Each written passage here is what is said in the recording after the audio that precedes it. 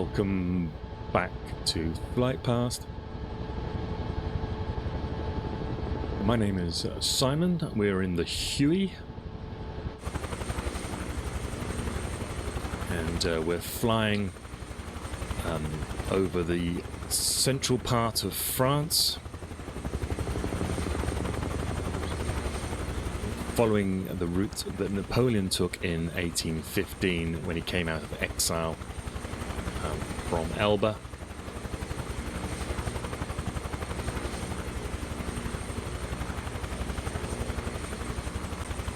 This is the rescue colours of the Canadian Air Force.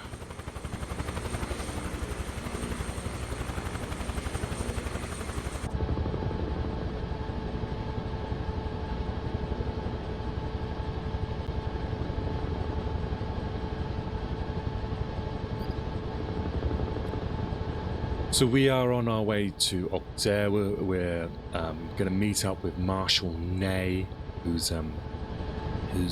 ahead of us. Marshal Ney was going to come and get us. He was going to bring us back to Paris in an iron cage, but Napoleon has persuaded him to bring his troops over to him. Back in Paris, Louis XVIII has now run out of options. There is no more, there's no reliability anymore in the army, and he actually dissolves the army, and this will then mean that most of the officers will be relieved of their oath to him. And lovely. We are currently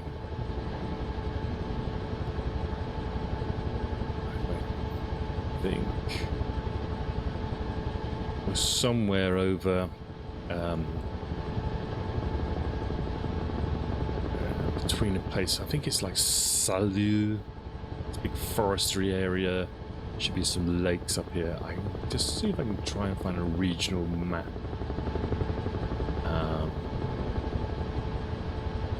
We are kind of,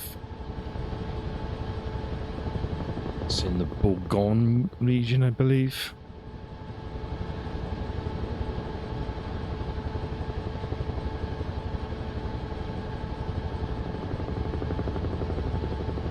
You keep an eye on the horizon for me.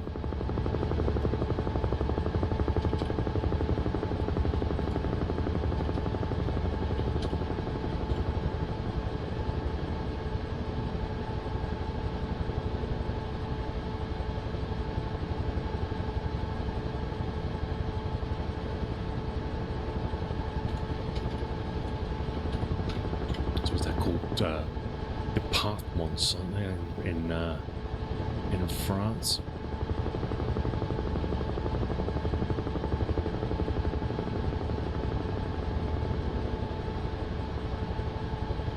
Yeah, this is the Bourgogne region, I believe. We're kind of somewhere.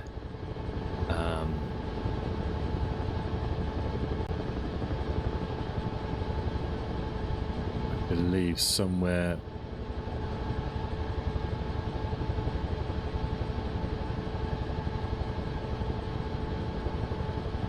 near Nieve. That river, by the way, which we went back, it was the Loire, I think.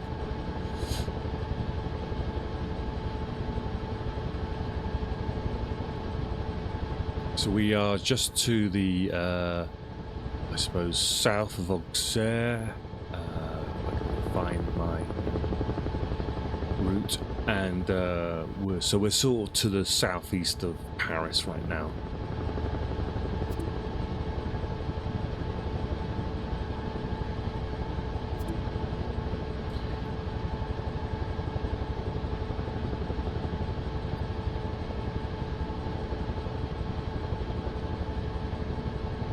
Napoleon will enter Paris on the 20th of March. So he's left Elba on the 26th of February, and he's got to Paris on the 20th of March.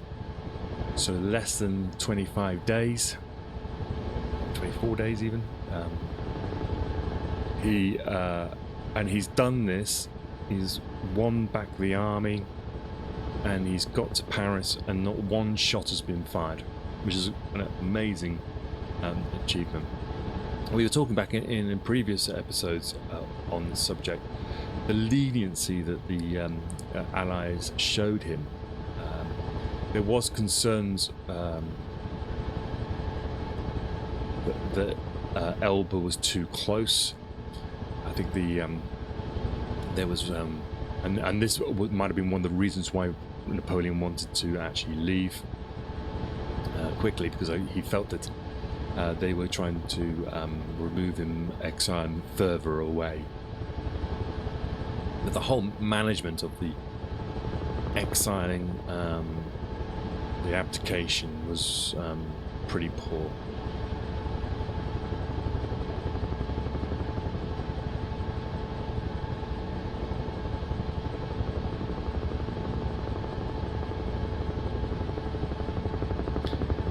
Louis XVIII, he leaves on the evening that Napoleon arrives. He flees to Lille in northern France, and which is a town sympathetic to his to the monarchy. It's close to the Belgian border. And Napoleon heads from Auxerre. He heads to Fontainebleau. Possibly as a symbolic action. The Treaty of Fontainebleau was the treaty that he signed to abdicate, so maybe he felt going back there was important. So we'll head to Auxerre, and then we'll head to Fontainebleau. We might not be doing it today. I will stream again this week, trying to keep up. We'll get to Paris this week, definitely, and then we can start looking into his actions from Paris, because we don't really know right now whether the Battle of Waterloo was inevitable. It was probably likely. I don't think the Allies, the British, would allow it. It just the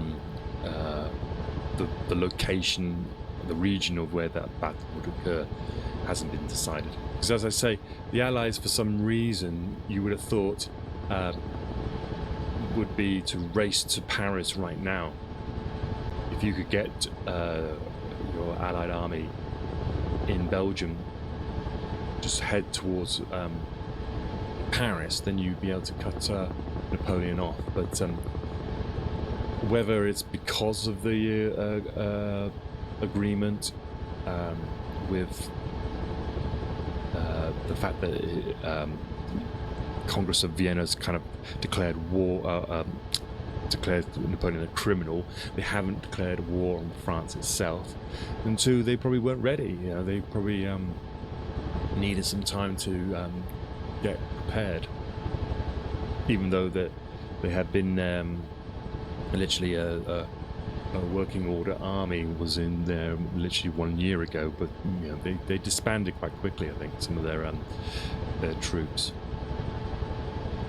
From Fontainebleau, he would then head to the palace at Tuileries. So this is where, if you've ever seen the film Waterloo, he's held up by his troops carrying him forward, and he extends his arms and does his whole eyes closed, you know, fixed smile on his head. He's quoted, he was hoisted him high and carried him borne forward, his arms extended, his eyes closed, a fixed smile on his face like a sleepwalker.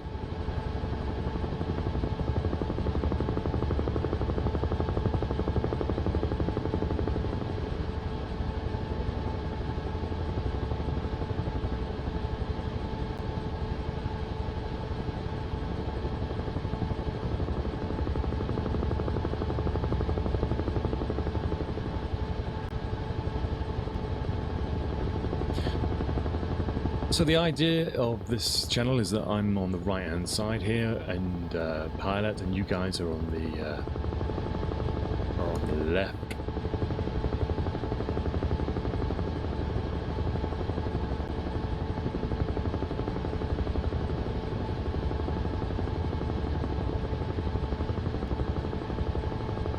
So you can help me out. If you have any questions, then please just ask. I'm not sure I would know them. I'm not trying to lecture. I try and kind of envisage this more like a discussion. I'd love to get some proper historians on and discuss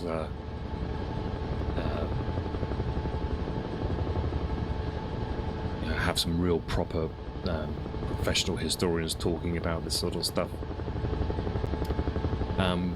But if you got something I can answer, I'll try to answer. If not, I will go away and do some research.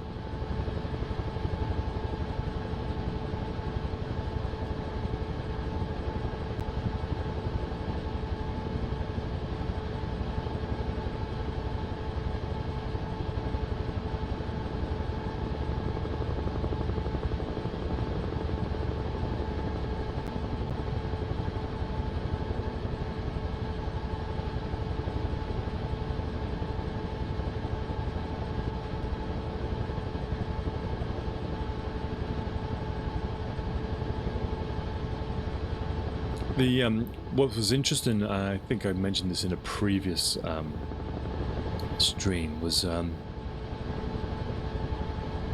find it fascinating sometimes how the French citizens felt at the time. And when Napoleon has moved in to the palace, the king had left in the night, and the Monitor, which is a newspaper, French Parisian newspaper, reported that it just said that the king and the princes left in the night, and then it says His Majesty the Emperor arrived this evening at 8 o'clock in his palace of the Tuileries at the head of the same troops which had been sent to block his route this morning. And what's interesting is that sort of like, it's just a sort of a matter of fact kind of, king's left, Napoleon's back kind of attitude. Most of the French, I think, population probably were apathetic to who was in charge. Probably they may have thought Napoleon was the lesser of two evils. They probably thought that I suppose Napoleon, at least he kind of is a man of action, but it also shows, I suppose, a lack of a wariness, I suppose, is the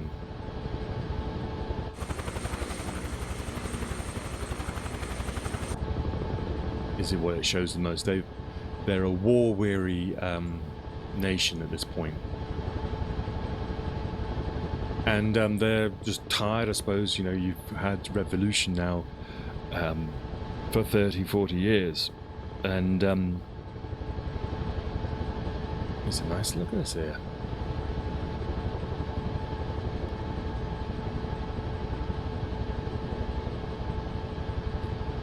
They are basically worn down by the political turmoil, and probably just are more concerned with the daily bread than who's sitting in the palace.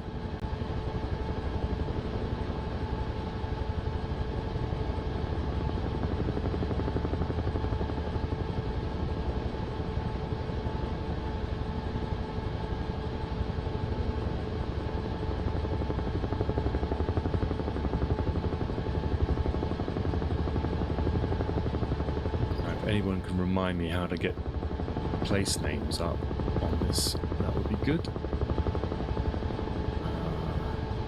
bit tricky. settings.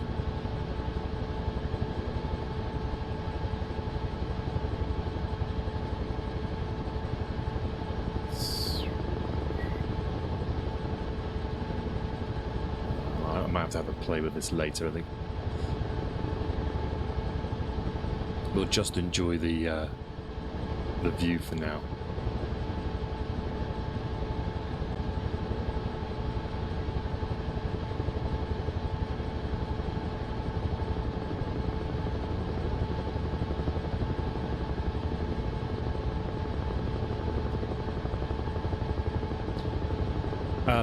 So allies, they're all in Vienna at this point, and one of the things that Napoleon heard at the time and was encouraging him to come back was the fact that they were arguing with each other, the typical sort of trying to divide the spoils of war thing.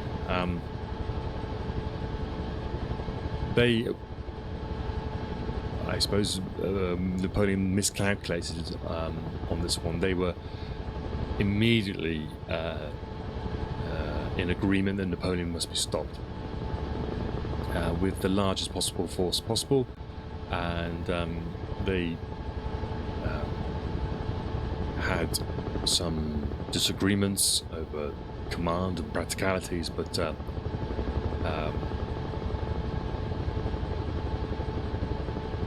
they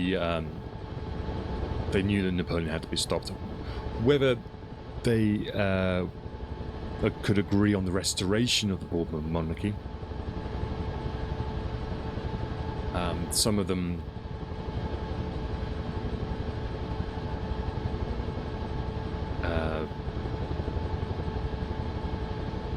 would prefer to have seen the Duke of Orleans put in place, but I think this would be something they would worry about later. So Castlereagh he's the Viscount Castlereagh is the Prime Minister. He sends a letter dated the 16th of March, and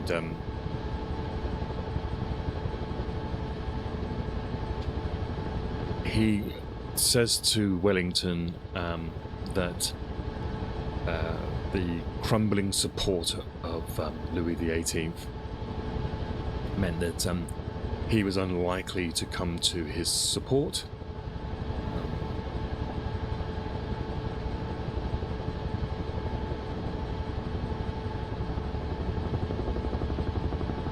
He has a ratified agreement with the Allies. And he wants to have an agreement where there's a clause in it. So Wellington this time is in Vienna. He says that he wanted a clause put into any agreement that it is not to be considered as binding His Britannic Majesty to prosecute the war with a view of imposing upon France any particular government. So he's not. Well, it's basically saying when the Bourbon government is he didn't want them back in again. They basically messed up, so he's leaving it open for what comes next. And Austria, I believe, agreed to this or wanted it as well, and so they, with some caution, they agreed to that point. So they're already thinking about ahead beyond Napoleon. They know they're going to go back in again. They're going to try to stop him. But they're also starting to think of what alternative forms of government can be opened at this time in France. Alexander and Metternich hoped that the Jacobeans could be persuaded to overthrow Napoleon. Alexander is not enamored with the Bourbons, but concedes that if the French wished for the return of the king, then all's well.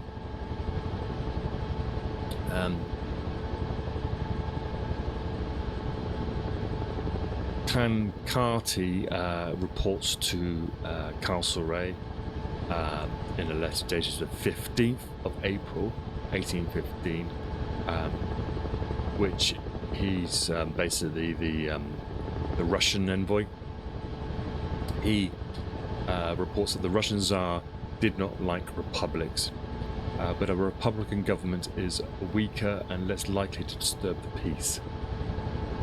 So the monarchies of Europe are trying to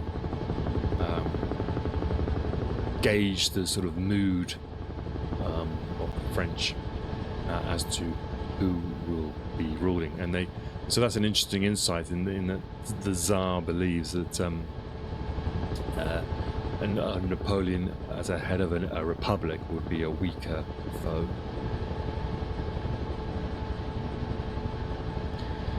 The Tsar mentions as well, reported to Castlereagh, that he doesn't like the idea of a marshal or a general being in charge. He doesn't like the idea of someone being elevated to the throne.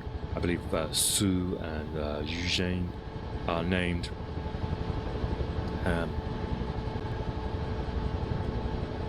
There's Alexander does say that he would accept the Duke of Orleans, but he also warned the Austrian Metternich that Marie-Louise's claims to the regency would not be accepted. So all this is going on in the background. The British government, despite the declaration and the clause they said, probably did prefer Louis XVIII, with some support from the Duke of Orleans. But the British government had misgivings about whether the Duke of Orleans had the ability to unite the whole country. And it's clear at this time that Wellington was basically supportive of the restoration of the king.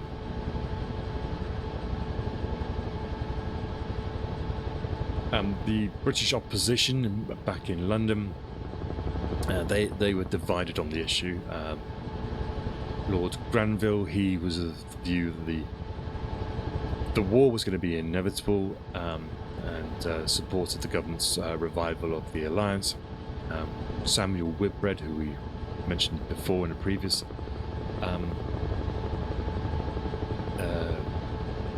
episode, he was the Whig MP. He was, say, a pro-Bonapartist. He was strongly opposed to war against an individual rather than a country. He believed that this was basically condoning assassination. It sets a terrible precedent.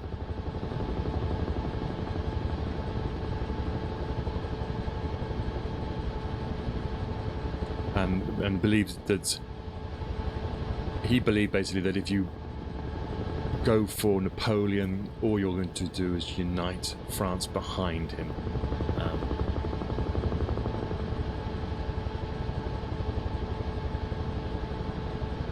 He was in favour of France determining their own government.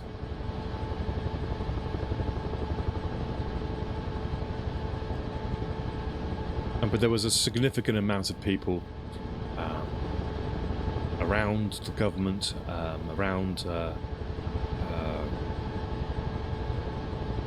in the opposition, not huge but vocal, who basically said that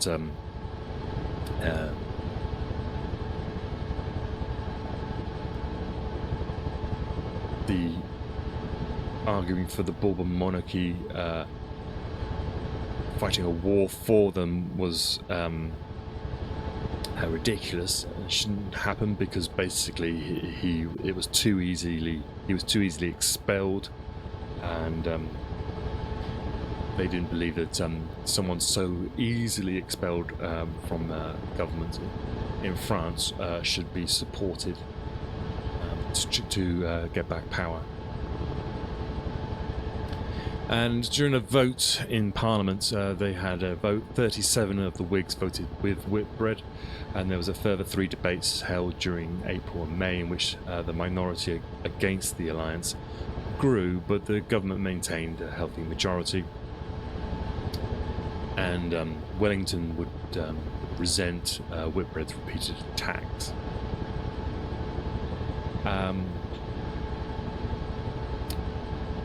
So the British start to prepare for war.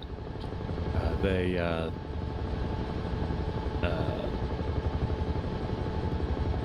send 4 regiments down to the south coast. These were the 52nd, the 71st, the 91st, and the 95th. They were to embark to Ostend. And heavy artillery and supplies are sent to several Belgian fortresses. In Antwerp, ships and navy materials were destroyed to prevent their capture and their use.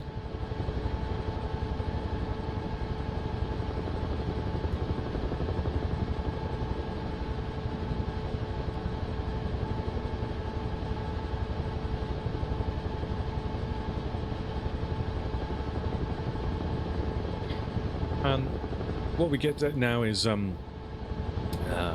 18th of March 1815, and Wellington writes to Castlereagh. He's about to leave Vienna.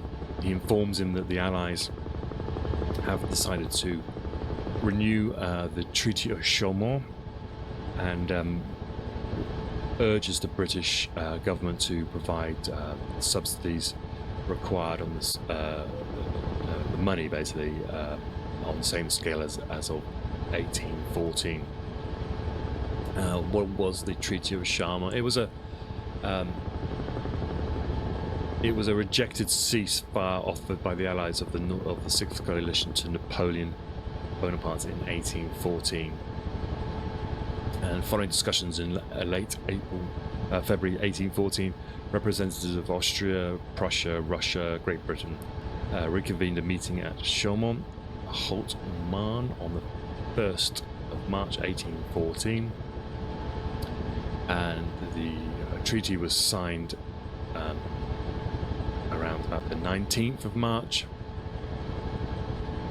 and it was signed by the Tsar Alexander, with Metternich, Emperor Francis II, King Frederick William III, and the British Foreign Secretary Viscount Castlereagh. The treaty called for Napoleon to give up all conquests, and thus reverting France back to her 1791 pre-French Revolutionary Wars orders in exchange for a ceasefire. And then if Napoleon rejected the treaty, the Allies pledged to continue the war. And so this is a treaty that Napoleon rejects, and it was his last opportunity to reach a negotiated settlement. So they've now said, okay, we're the ceasefire is now over, we're back at war. And so there's lots of sort of in this time there's lots of ticking boxes, you know, for different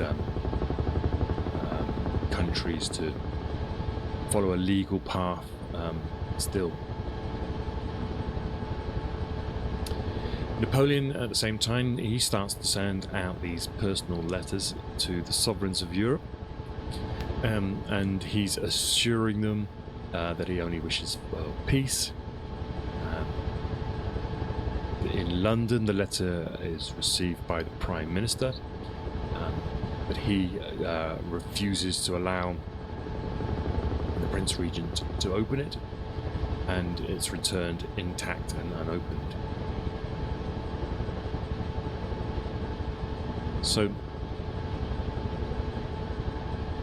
well, Napoleon is obviously trying to buy time. Would war be? He may even find that he might get his terms accepted, but he needs to show the world that he's a changed man. He starts to instigate liberal acts. He appoints Joseph Fouché as his Minister of Police and Lazare Carnot as Minister of the Interior. And these are appointments that were designed to appease the Jacobins. He decides to abolish the slave trade, sends protestations of his peaceful intentions to London and Vienna. And maybe it is an obvious play to play for time, as he starts to try to put France back on a war footing.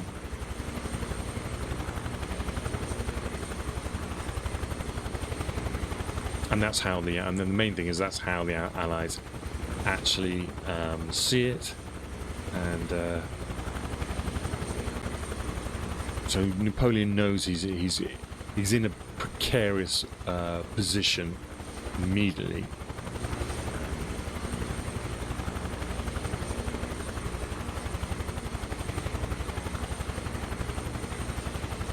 And it turns out as well that he was suspicious of some plots, and I believe that Fouché, who he's just been appointing to his Minister of Police, he's actually in conversations with Metternich and Wellington about possible plans for alternatives to both Napoleon and Louis XVIII. And it looks like we may have arrived at Auxerre. So this is Auxerre, everybody. This is the town in France that Napoleon meets up with Ney on his journey. And it's at this point as well, I think we'll wrap up today's stream. I'd like to thank you for watching. If you're watching later on YouTube, I'd like to say thanks for everybody. I'd like to also say I noticed that we had a couple of new subscribers, so welcome. I hope I can not bore you to death. So I would love it if you could like, subscribe, all that sort of stuff. You will find playlists probably popping up on each video on YouTube, where you'll see the different playlists we have. This is Flight Pass. My other channel is called Piraten. It's a music channel, but I basically do Minecraft stuff on that. And we're currently building Notre Dame Cathedral. Tomorrow I will do a build talk and discuss the progress of that build. We're coming to almost to the end of Notre Dame. Sometimes on Twitch you'll see that I'm building it. I don't tend to talk during those ones. It's just me building it. I'm not actually talking, or I'm just recording the build. So you can say hello. I will see that you have spoken, but I probably won't answer. But if you're around tomorrow, I think I've got it scheduled for about 12 o'clock. It will be a build talk on that, and then I think we will carry on this discussion. We'll go from here, Auxerre. We'll head into Fontainebleau and then into Paris. So when we'll fly around Paris for a bit, discussing what Napoleon gets up to in the month of March and April and into May, and then we will be heading out of Paris following Napoleon's journey towards Waterloo, and we'll have a look at his approach into Belgium. We'll look at the battles of Ligny and Cottrebras. We'll look at Waterloo itself. We'll do a whole host of videos around that part of the campaign. So on that note, I will leave you be, and I will see you then tomorrow.